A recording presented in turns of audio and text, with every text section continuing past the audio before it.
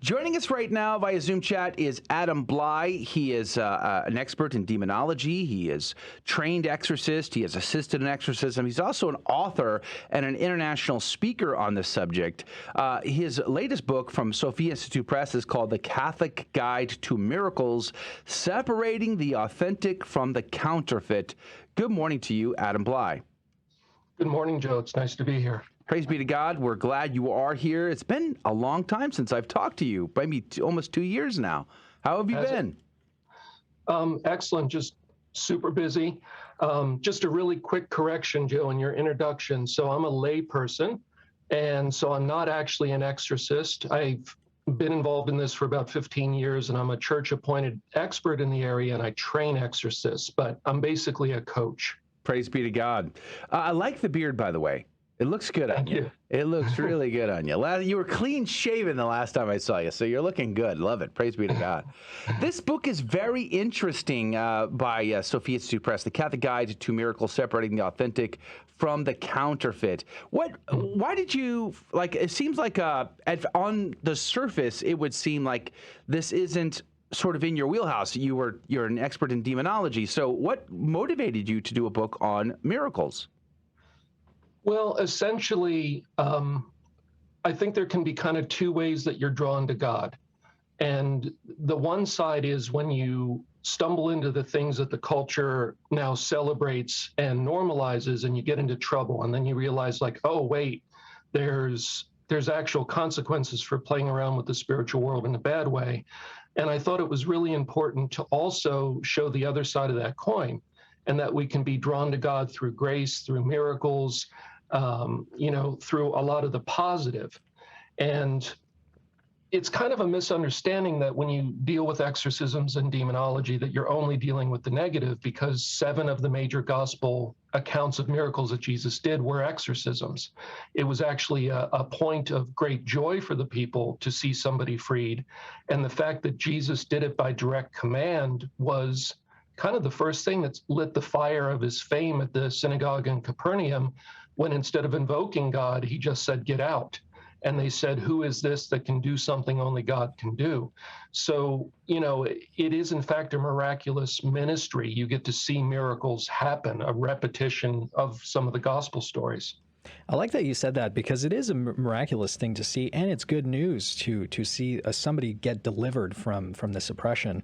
I'm wondering, Mr. Blai, we look at the scriptures, we look at the Old Testament, the New Testament, we see all these incredible miracles that take place, and we try to juxtapose that with our modern times, and we say, well, miracles don't happen today. Do you find that as true, or did you find a reason as to why that is?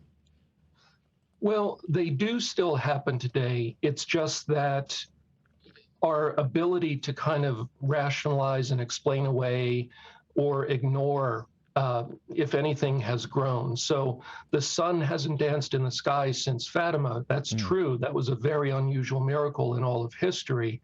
But there are still documented healings that are miraculous, that meet the church's requirement, that happen for the canonization of every saint that you hear about being canonized.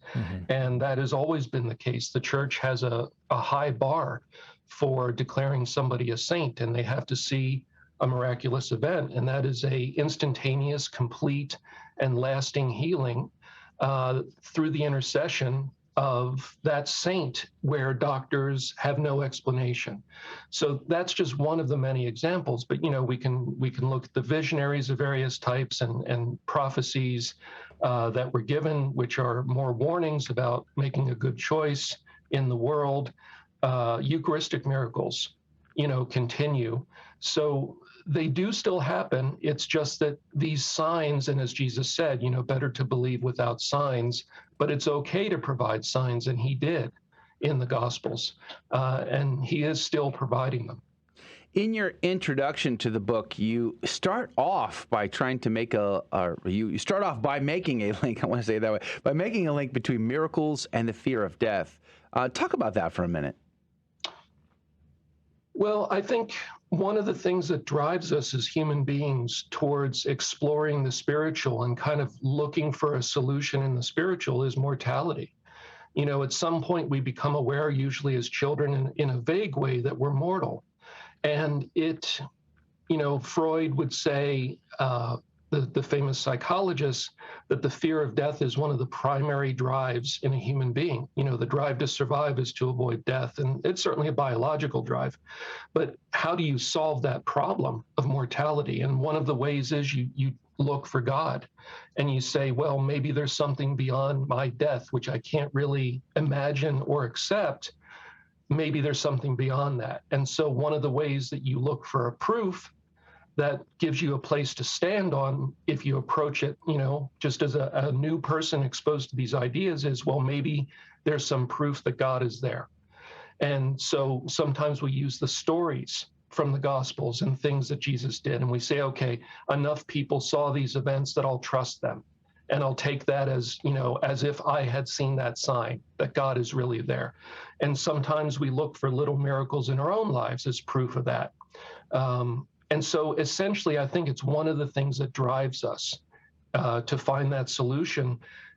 It's only a beginning state, God wants so much more conversion and so much more growth beyond that. It's not as simple as, okay, well, I found the solution, there is an afterlife, now I'll just relax and live out the rest of my days. God wants more than that. Ultimately, we make choices and do things for the love of God, not so much for the selfish need to solve the problem of death. But I think it's a place that most modern people start. I think a common element, I think I've even heard you talk about this in the past, and you might have addressed it in the book, that common element, common denominator of people who've had near-death experiences is they now feel like they have a purpose and a sense of purpose in their life. They don't just go back to eating Cheetos, sitting on the couch playing video games. Yes. And it's the same way with people that are delivered through exorcism work. So whether you encounter the good side or the bad side, it transforms your life. It ceases to be an armchair mental exercise of, well, what if this were true? It's another thing to encounter it in the flesh, so to speak, irrefutably, at least from your own perspective. You talk to near-death experiencers, and to them, there is no armchair analyzing it and tearing it down, because it's as simple as, well, I saw it. If somebody goes outside and they see the moon in the sky and they say, well, I saw this, pale white globe in the sky, never knew it was there. I'm telling you, it's there. You can't just convince me I didn't see it, when it becomes a personal experience. So yeah, these are very powerful and transformative, and changes your perspective for the rest of your life. Why do so few people believe in miracles at all? Well, I suspect that the whole spiritual idea, particularly from a Christian perspective, it's difficult for people because, yes, it solves the problem of death and the fear of mortality, but it brings with it an accountability. And we don't like to be accountable. We don't want to hear that there's an objective standard by which we have to live. We want the New Age idea of, I judge myself to be a good person, therefore I'm good to go. I don't want to hear about your rules or, the way you or God sees me. I'm going to judge myself. And that's, the very kind of hedonistic, selfish approach to life that's very attractive. And the New Age promises essentially, just tell yourself you're a good person and you're good to go. Of course, that's very attractive, especially if you wrap into that. You can have magical powers and whatnot. Hold that thought. We'll come back to that in just 1 second. Right before we went to the break, you were getting into something I think is so fascinating. And I find this all the time, that how many Catholics, Christians they'll go to Santa Muerte, they'll go to palm readers, they'll go to tarot cards, they'll go to crystals, they'll go to all this stuff. It's like, why do they feel the need to have to go searching outside elsewhere when we have so many incredible, the daily miracle of the Holy Eucharist is never enough for so many of us. Why is that? Well, I think that's the case because we, in our human nature, prefer to have God kind of in a package that we decide when we get it, we decide how we get it, it's on our terms.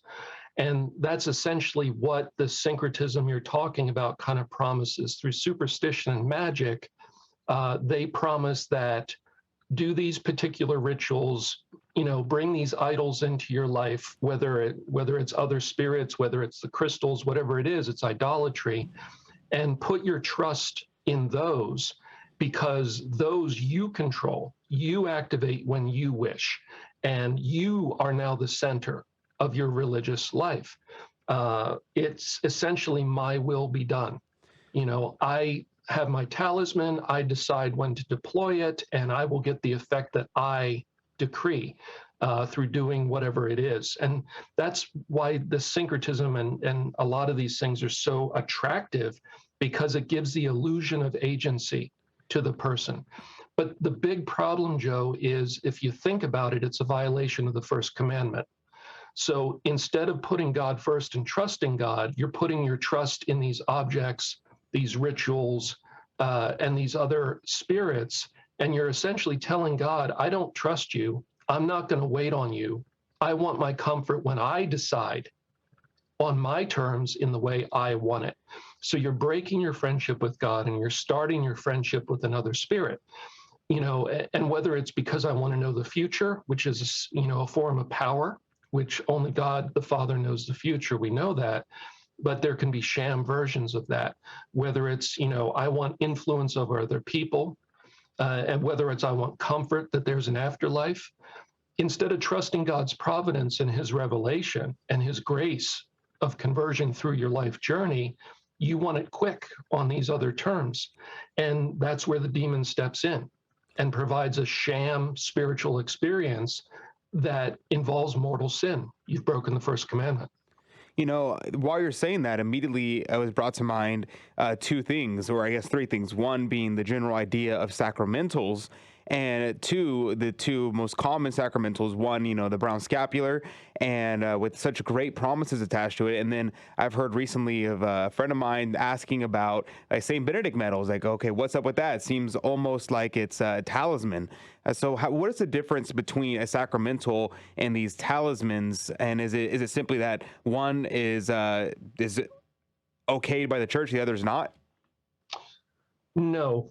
So sacramentals, remember, if we look at our catechism, they're only designed to prepare us for the sacraments. They point to the sacramental graces.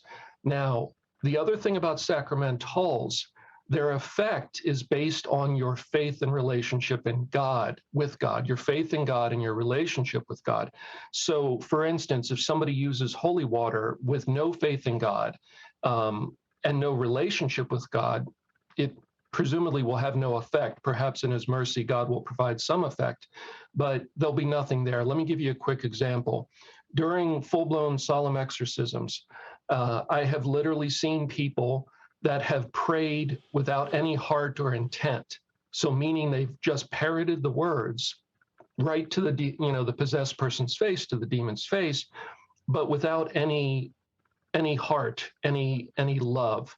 And literally the demon will say the words back to the person and say the prayer with them in a mocking way. Because the prayer said without any heart, it's not a magic incantation. And these sacramentals are not magical items that have power separate from God.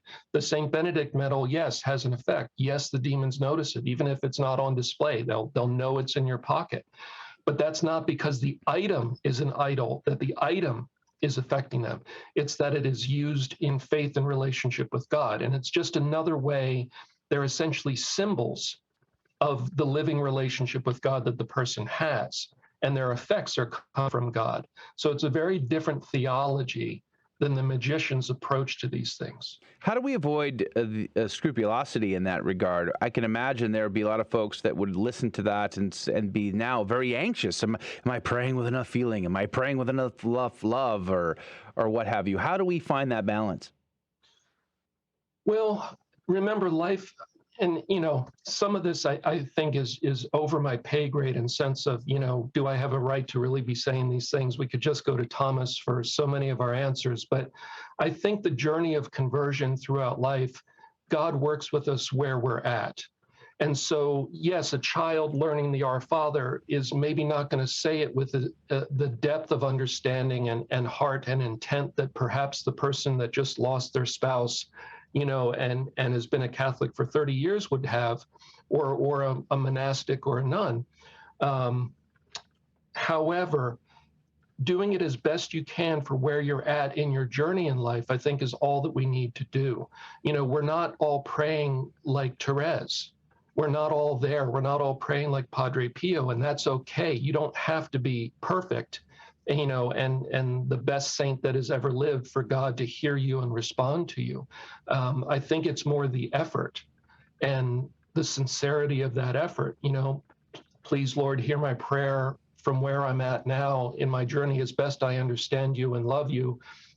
Whatever is lacking in me in my prayer, please make up for me, Jesus. And he does make up that gap. And that's essentially the big message, I think, of Jesus.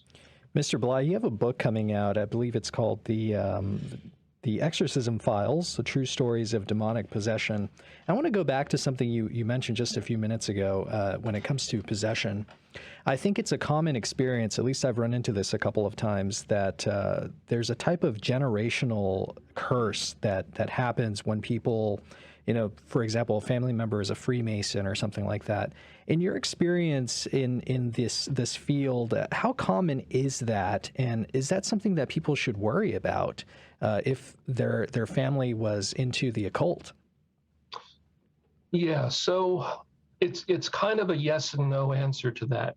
Yes, we do see cases where when the demon is interrogated in a solemn exorcism by the exorcist, they will say, my right to be here is through Freemasonry. Their great-grandfather cut a deal with us and they asked for this and this in exchange for being able to be with this family.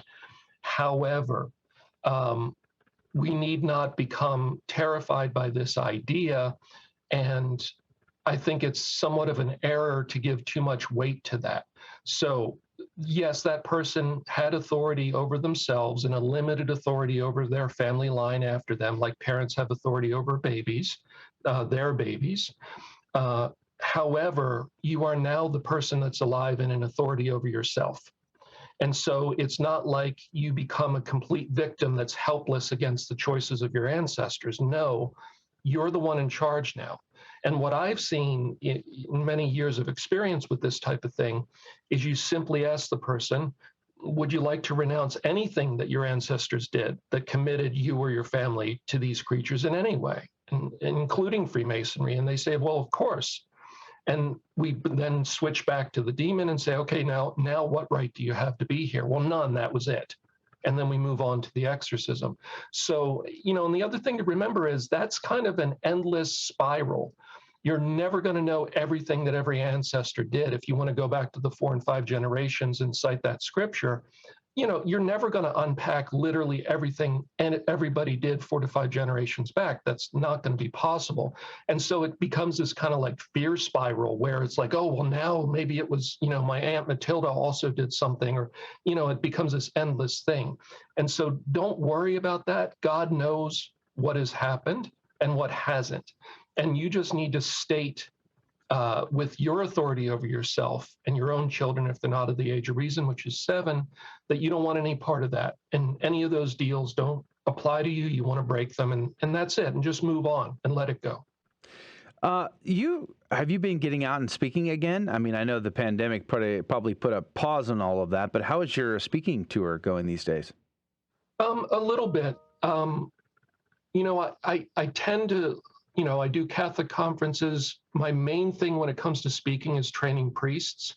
That's what I, of course, is my first priority. So convocations, clergy days, things like that. But yes, there's a little bit of Catholic speaking coming back. But of course, I work full time for my bishop. I'm in canon law school. It's, I'm not a full-time author and speaker by any stretch of the imagination. If someone wanted to book you, how could they do that? So Nick is still my speaking agent. He's at Nick at, I think it's yourcatholicmedia.com. NIC, right? Yes, NIC. Yeah. NIC at yourcatholicmedia.com, because I think it's important. When I've had the opportunity, the blessing to sit and listen to you give talks on either demonologist or whatever, I'm just blown away by it. I find it utterly fascinating and informative and freeing. I remember feeling more fear and anxiety when it came to the occult and the supernatural, and then you helped to clarify so much of that, and I felt empowered and educated more afterwards. So I highly encourage everyone, if you're at all able, bring Adam Blai through Nick to your parish or your next event. You can email Nick NIC at yourcatholicmedia.com. God bless you, Adam Blai. Thank you for your time today. We're very grateful to you. Oh, God bless you and your listeners. All right, check out his book over at the Sophia Institute Press, The Catholic Guide to Miracles, sophiainstitute.com. Praise be to God. That is going to do it for the first hour of Catholic Drive Time today. Thank you all for joining us. It's always a pleasure to have you.